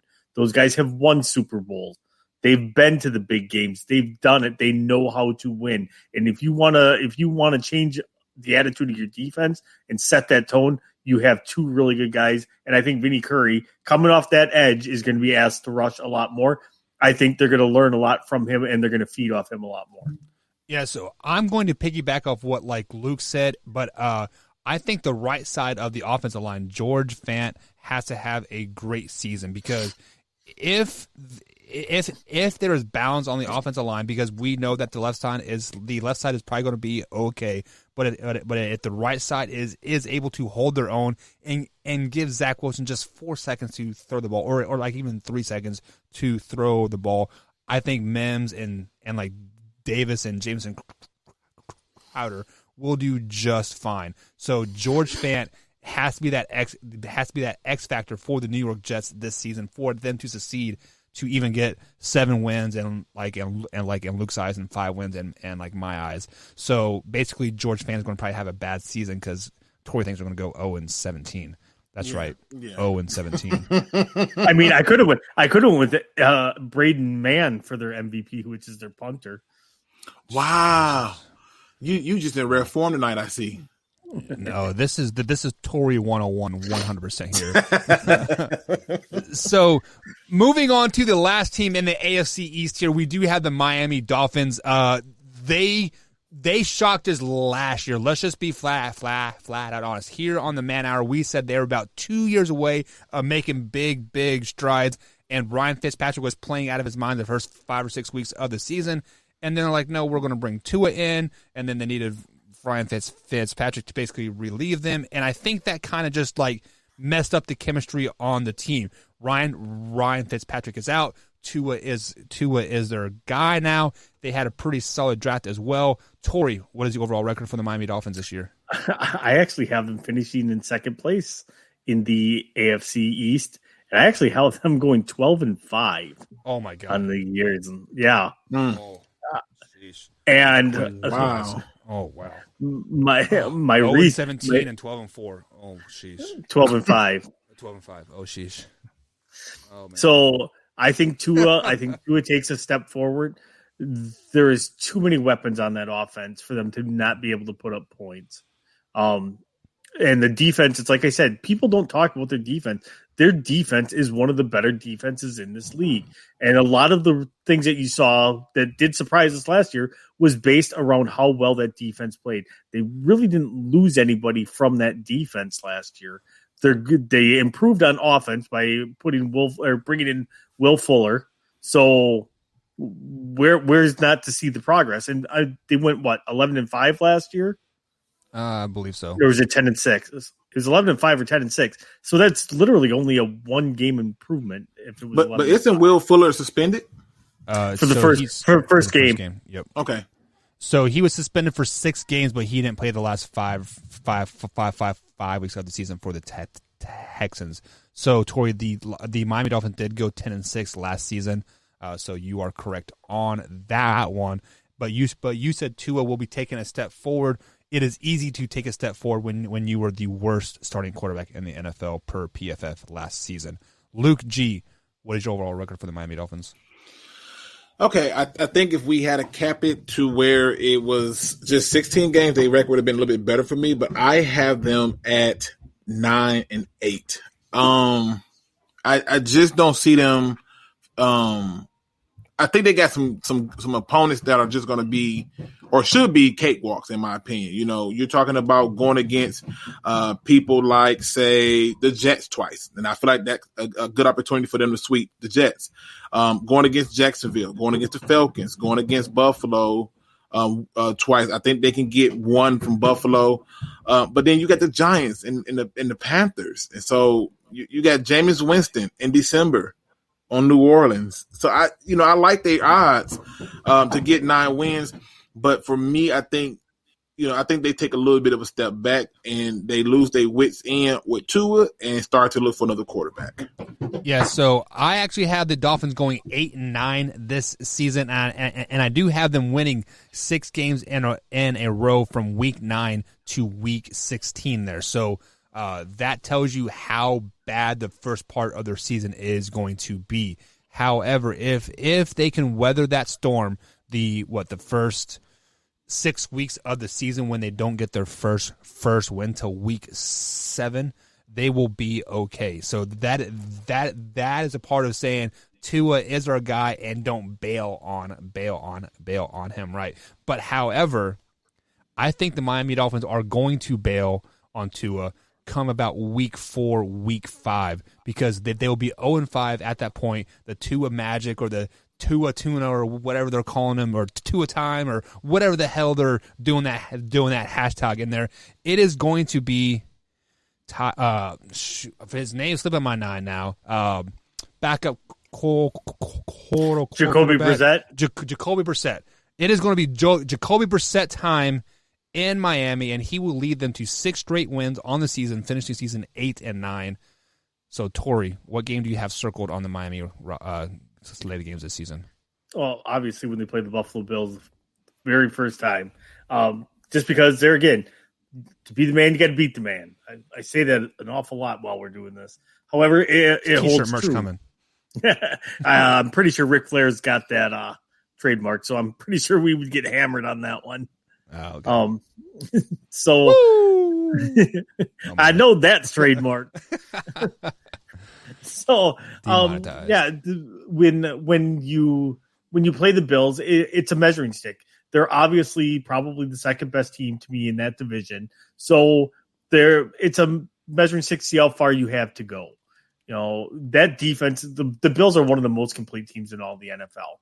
The Dolphins are not quite there yet. they're close, but they're not quite there. So a lot of their stuff depends on if Myles Gaskin can A, repeat his performance from last year, B, stay healthy. Other than that, they got Mike Gesicki. They've got one of the deeper receiving cores in the league. You got Devontae Parker. You got Jalen Waddle. You got Will Fuller, Preston Williams, Lynn Bowden. And like we've talked about Albert Wilson, like how good he's in. He's listed at number 7 on their depth chart right now. He wasn't very good for the Chiefs though either. So he's a burner, but yeah, that's about it. So do you have the Dolphins winning that game? I do not. You do not because I have the Bills going 15-2. All righty. And so I Luke, have them 6-0 in the division. Luke, what game do you have circled on the roster or the games this season? To me, it's the game that I think is going to be the most popular game, the game that many people are not talking about, but it's the game that's always the game that people can't help but talk about. It's the game in the battle of the Florida teams. That's week 5 against the Tampa Bay Buccaneers. First of all, it's going to be a whole lot of talk about what the Bucs can do, and are they going to have a hangover, and can they claim their name? And so for me, I see a Dolphins team who's saying that this is our opportunity to show that we're no slouches. You know, what happened the year before is not the case, and we should be able to take ourselves right on over there from Miami over to Tampa and beat them and get a win. And now, keep in mind, I'm a Bucs fan, and I know this is going to sound crazy, but I think this is one of those games where it's a trap game for the Bucs that they overlook the Dolphins, and the Dolphins win this game. So you have Miami going into Tampa Bay and beating the Bucs, huh? I do. Week 5. I do. So the things that I look at that stood out to me last year with the Bucs was in games where you were able to put pressure on Tom Brady, and you were able to get a fighting chance. And so the one thing I think about when I look at Miami is they have found ways to play defense on every level. And they do a very good job with their cornerbacks being able to shut some things down. So obviously the pick that really stood out to me was Jovan Holland. He has a knack for finding the ball, and he will locate it. And so a lot of those shorter routes is going to get played. But if you look at the way that they set their team up to get pressure, and what they did previously, I think they'll get to Tom Brady. Even though they have the Bucs have a good line, every now and then Bruce Arians will forget that he can run the ball.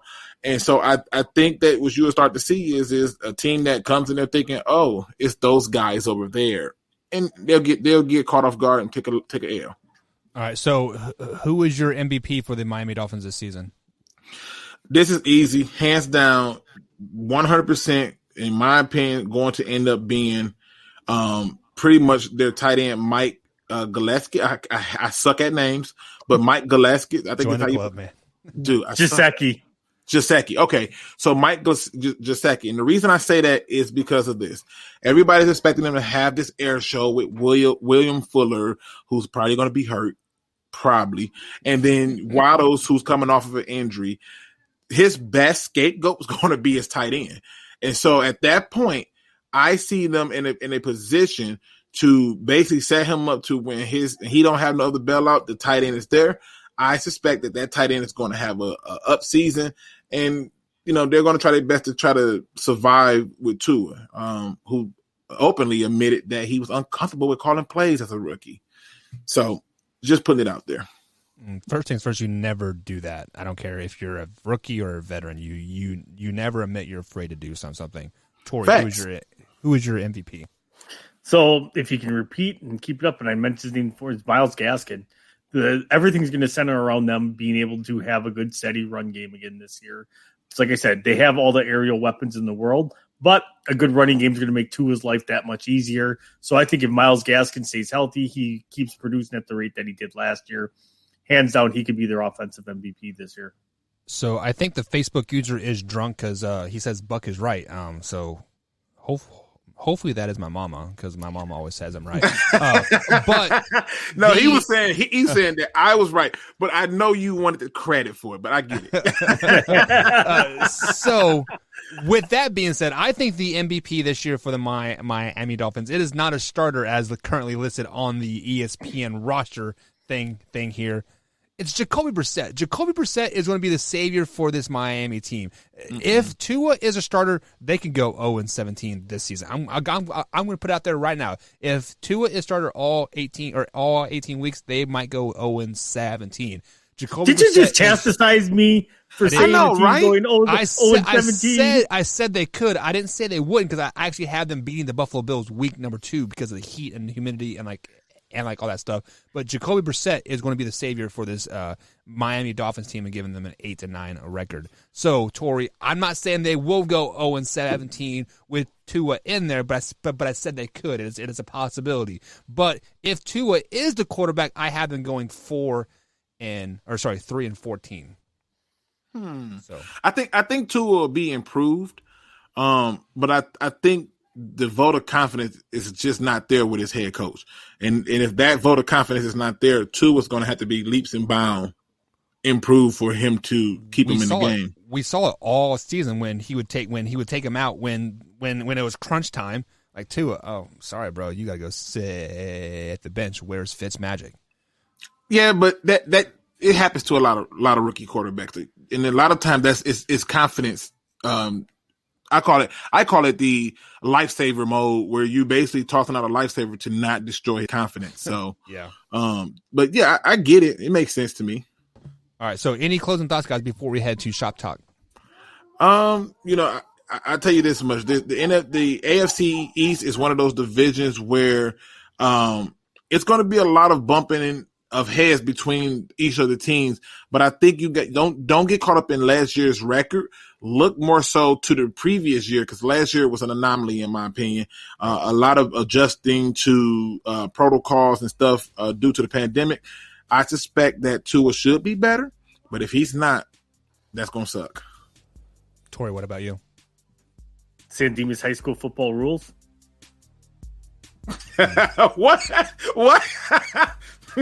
We'll be right back, guys, here on the Man Hour. Stay tuned, sit back, relax. Shop.com coming up. If you want to talk about something, let us know in the chat, or you can call in. Let me put the ticker up there. There you go. 812-406-8384. The phone lines are now open, guys. Stay tuned, and we'll get to Shop Talk here momentarily.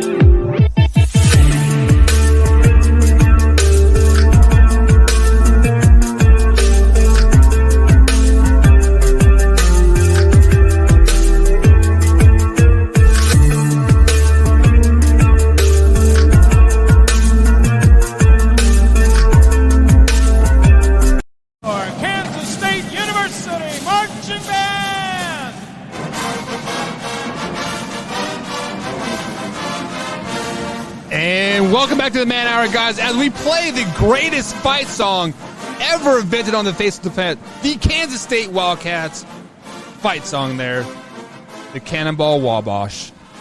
You guys know what it is. It is time for Shop Talk. Phone lines are open, 812-406-8384. If you don't want to call in, simply let us know in the chat, what do you want to talk about here? So I do want to address some of the comments that I saw here rolling out here, and this is going to revert back to the Miami Dolphins thing here that we were talking about earlier, guys. Like about the Tua quarterback situation. Facebook user says that the coaching is going to help him. I don't think the coaching is going to help him. I don't think coaching has 100% faith in Tua. That's why they picked up Jacoby Brissett as a backup. I'm just putting that out there. Well, what are you guys' thoughts on that? The coach better help him. If he doesn't, he's in trouble because he had a Jalen Fields sitting there that he could have took. The fact that they took a receiver and Jalen Waddles tells me that he understands that he has to help him, because the ownership and the general manager is letting it be known to him that, hey, this is our guy. We're not going to waste another high draft pick on the quarterback here. Find a way to make it work. So he has to help him. The question is his true will to do so there when he doesn't have a high vote of confidence in him? Tori? Yeah. I mean, that's what your head coach is there for, isn't it? The coach is supposed to be helping them. I think that Brian Flores is one of the better coaches in the league. And there again, the one thing that, you want to make a issue about the Jacoby Brissett thing, but any good head coach will know that you need a solid backup in case something does happen to your starter. The Green Bay Packers have learned that twice now, that not having a good backup quarterback will torpedo your season real quick.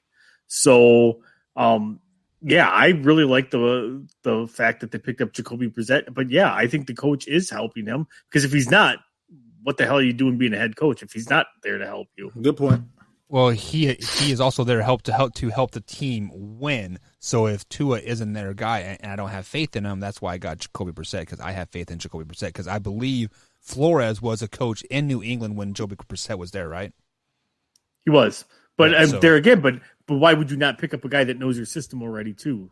I mean, that happens all the time in the league, that like a coach goes somewhere else, picks up a guy from the team that he was on, because if something happens, he knows the system, or his learning curve is not as steep. So, true. I mean, to me, it's one of those things. It makes sense. It was a great pickup. Don't get me wrong, but it makes sense that if something goes sideways, he's got a good backup plan in place. So way earlier in the show here, I'm talking 2 hours ago here, right when Luke G came on and we told you guys that he is a Detroit Lions guy, Drew over here in the chat come out and said that Barry Sanders was the greatest running back of all time. I clapped back him and I said Emmitt Smith is the greatest the greatest running back of all time. Luke is already laughing here. So Luke, is Barry Sanders the greatest running back of all time? Absolutely. Let's be honest here, right? There's no talk of the Great Wall of Detroit going on around here. Nobody talks about that. It took Emmitt Smith how many more years to stay in the league to get the record that Barry was about to break before he just decided enough is enough? Like, Emmitt Smith was in the league at least another 4 or 5 more years before that. I mean, he had already been on how many more teams? He was on the Cardinals. He had been around. To put Emmitt Smith there based solely on statistics would be doing a disservice. There are so many more talented running backs than Emmitt Smith. I'm not saying he's trash. I'm just saying that if he was anything like Barry, or he could do anything like Barry was doing, we wouldn't have to have this debate. Barry is such a special talent that you may never, ever, ever, ever see a running back like Barry Sanders again.